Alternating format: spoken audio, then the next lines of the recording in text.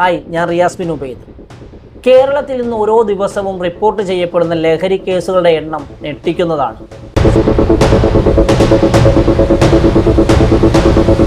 School കുട്ടികൾ മുതൽ മുതിർന്നവർ വരെ ലഹരി മാഫിയയുടെ വലയിലുണ്ട്. ഇടയ്ക്ക് പോലീസ് പിടികൂടുന്നത് വെറും മഞ്ഞുമലയുടെ അഗ്രം മാത്രമാണ്. എന്നാൽ ഇവിടെ ഉയരുന്ന ഒരു ഗൗരവകരമായിട്ടുള്ള ഒരു ചോദ്യമുണ്ട്. നിയമങ്ങൾ ഇത്ര കർക്കശമായിട്ടും ബോധവൽക്കരണങ്ങൾ ഇത്രയധികം നടന്നിട്ടും എങ്ങനെയാണ് ലഹരി ഇത്ര സുലഭമായി കിട്ടുന്നത്? നമ്മുടെ കൺമുന്നിൽ ഒരു തലമുറ ഇല്ലാതായിക്കൊണ്ടിരിക്കുകയാണ്. ലഹരി ഇന്ന് കേരളത്തിൻ്റെ തെരുവുകളിലും വിദ്യാലയങ്ങളിലും സുലഭമാകുന്നത് ആരുടെ പിന്തുണയോടുകൂടിയാണ്?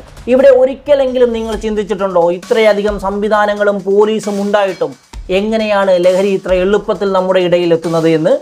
അന്യ സംസ്ഥാനങ്ങളിൽ പോലും പോയി കേസുകൾ തെളിയിക്കുവാൻ കഴിവും പ്രാപ്തിയുമുള്ള പോലീസ് സംവിധാനങ്ങളുള്ള നമ്മുടെ നാട്ടിൽ വൻതോതിൽ ലഹരികൾ എത്തുന്നുണ്ട് എങ്കിൽ ഇതിൽ സർക്കാരിനും ഇവിടുത്തെ സിസ്റ്റത്തിനും പങ്കില്ലേ? NDPS പോലെയുള്ള നിയമങ്ങൾ ശക്തമാണിവിടെ. പക്ഷേ അത് നടപ്പിലാക്കുന്നതിൽ രാഷ്ട്രീയ താല്പര്യങ്ങൾ കടന്നു വരുന്നുണ്ടോ എന്ന് നമ്മൾ ചിന്തിക്കണം. പലപ്പോഴും ലഹരി കടത്തുന്ന വമ്പൻ സ്രാവുകൾ രക്ഷപ്പെടുകയും അതിൻ്റെ വാഹകരായിട്ടുള്ള ആളുകൾ മാത്രം പിടിക്കപ്പെടുകയും ചെയ്യുന്നു. കേരളത്തിലേക്ക് അതിർത്തി കടന്നു വരുന്ന ലഹരി തടയുവാൻ നമ്മുടെ ചെക്ക് പോസ്റ്റുകളിൽ അത്യാധുനിക സംവിധാനങ്ങൾ ഇല്ലാത്തത് എന്തുകൊണ്ടാണ് എന്ന് എപ്പോഴെങ്കിലും നിങ്ങൾ ചിന്തിച്ചിട്ടുണ്ടോ? ലഹരി മാഫിയകൾക്ക് ലഭിക്കുന്ന രാഷ്ട്രീയ സംരക്ഷണം അവസാനിപ്പിക്കാതെ ഈ വിപത്തിനെ തടയുവാൻ നമുക്ക് കഴിയില്ല. ഇവിടെ വരുമാനമാണോ അതോ മനുഷ്യ ജീവനാണോ ഇവിടെ പ്രാധാന്യം? കേരള സർക്കാരിൻ്റെ ഖജനാവിലേക്ക് ഒഴുകുന്ന പണത്തിൻ്റെ വലിയൊരു ഭാഗം വരുന്നത് മദ്യവിൽപ്പനയിലൂടെയാണ്. മദ്യം വിൽപ്പനയിലൂടെ പ്രതിവർഷം ഏകദേശം 18,000 കോടി രൂപയോളം വരുമാനം. മദ്യത്തിന്മേൽ ഏർപ്പെടുത്തിയിരിക്കുന്ന നികുതിയാകട്ടെ 250%. ഇന്ത്യയിൽ തന്നെ ഏറ്റവും ഉയർന്നതാണ് ഈ നികുതി എന്ന് പറയുന്നത്.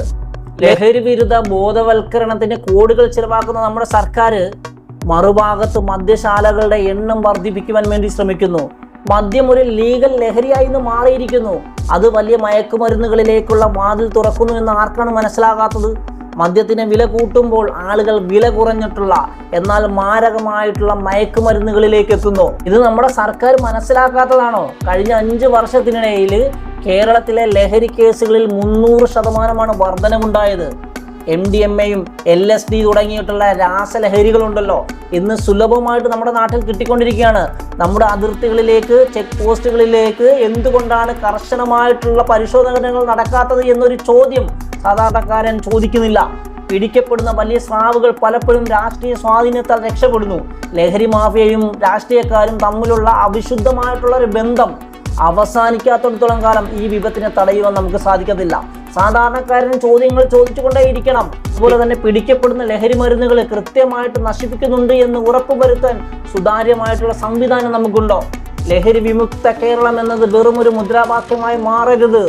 ടാക്സ് വരുമാനത്തെക്കാൾ വലുത് നമ്മുടെ മക്കളുടെ ഭാവിയാണ് എന്ന് ഭരണകൂടം തിരിച്ചറിയണം. നിയമങ്ങൾ കടലാസിൽ മാത്രം പോരാ സാർ, അത് നടപ്പിലാക്കുവാനുള്ള ആർജവം കൂടി കാണിക്കണം. ജനങ്ങളുടെ ജാഗ്രതയ്ക്കൊപ്പം സർക്കാരിൻ്റെ സത്യസന്ധമായിട്ടുള്ള ഇടപെടൽ കൂടി ഉണ്ടായെങ്കിൽ മാത്രമേ നമുക്ക് ഈ യുദ്ധം ജയിക്കാനാകൂ. നിങ്ങളുടെ അഭിപ്രായം എന്തായാലും താഴെ കമൻറ്റ് ചെയ്യുക. ഞാനൊരു രാഷ്ട്രീയത്തിനും എതിരല്ല, രാഷ്ട്രീയ പാർട്ടികൾക്കും എതിരല്ല, സർക്കാരിനും എതിരല്ല. പക്ഷേ ഇവിടെ ഈ രാജ്യത്ത്, ഈ നമ്മുടെ നാട്ടിൽ തകർന്നു പോകുന്ന അനേകം കുടുംബങ്ങളുണ്ട്. കണ്ണീര് വാർന്നൊലിച്ചുകൊണ്ട് ജീവിക്കുന്ന അനേകം മാതാക്കളുണ്ട്, അനേകം ഭാര്യമാരുണ്ട്, പിഞ്ചോമന കുഞ്ഞുങ്ങളുണ്ട്. അവരുടെ കണ്ണീര് കാണാതെ പോകരുത്. പ്രിയപ്പെട്ടവരെ, നിങ്ങൾ പ്രാദേശിക തലത്തിൽ ചെറുപ്പക്കാർ സംഘടിച്ചുകൊണ്ട് പോലീസ് സംവിധാനങ്ങളെ ഉപയോഗിച്ചുകൊണ്ട് ഈ ലഹരിക്കെതിരെ കർശനമായിട്ടുള്ള നടപടികൾ സ്വീകരിക്കുവാൻ നിങ്ങൾ തയ്യാറാകണം. എങ്കിൽ മാത്രമേ നമ്മുടെ നാടിനെ ഈ വിപത്തിൽ നിന്ന് മാറ്റാൻ പറ്റൂ. ഒരിക്കൽ കൂടി പറയുകയാണ്, നിങ്ങളുടെ അഭിപ്രായം എന്ത് തന്നെയായാലും കമൻറ്റ് ബോക്സിൽ രേഖപ്പെടുത്തുക. മറ്റൊരു വിഷയമായി കാണുന്നതുവരെ എല്ലാവർക്കും ഗുഡ് ബൈ.